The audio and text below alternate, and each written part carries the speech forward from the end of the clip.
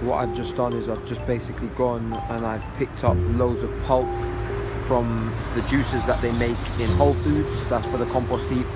And I've gone to Jack's and I've picked up some orange peel and stuff from their juices as well. There are all types of options for compost creation, rather than you know thinking you've only got your own vegetable and fruit leftovers and stuff. You can actually go and get them from organizations and food establishments and stuff like that. So that way we're going to create compost quicker, and compost is what is going to feed your soil, is going to feed your microorganisms, the soil life and such things. So yeah, man.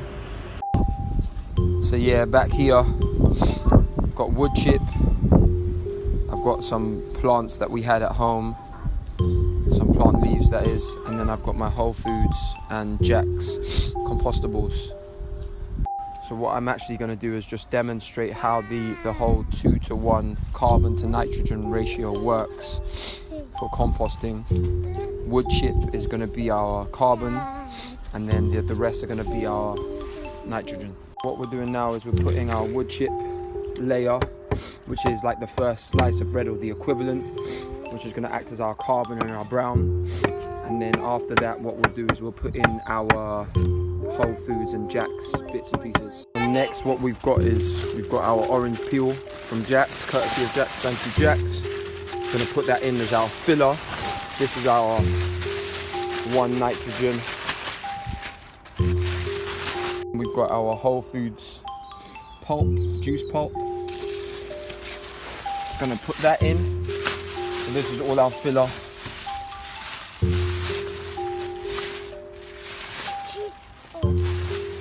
So now we've got all that in. We're now gonna put in the rest of the wood chip. So yeah, son, let's do the rest of the wood chip. So this is basically how you do your 2-to-1 brown and greens in a compost, your 2 carbons, 1 nitrogen, and that's how you make really good compost. So another thing about compost, another one of its many benefits, is once you've taken your soil sample from your soil profile pit and you've analyzed it and you've pH tested it and your pH results have come back. Let's say you have a pH level in your soil of pH 6, so it's a little bit too acidic. Plants generally grow at, or are able to grow at, the pH level of 6.5 or 7, so a neutral pH level.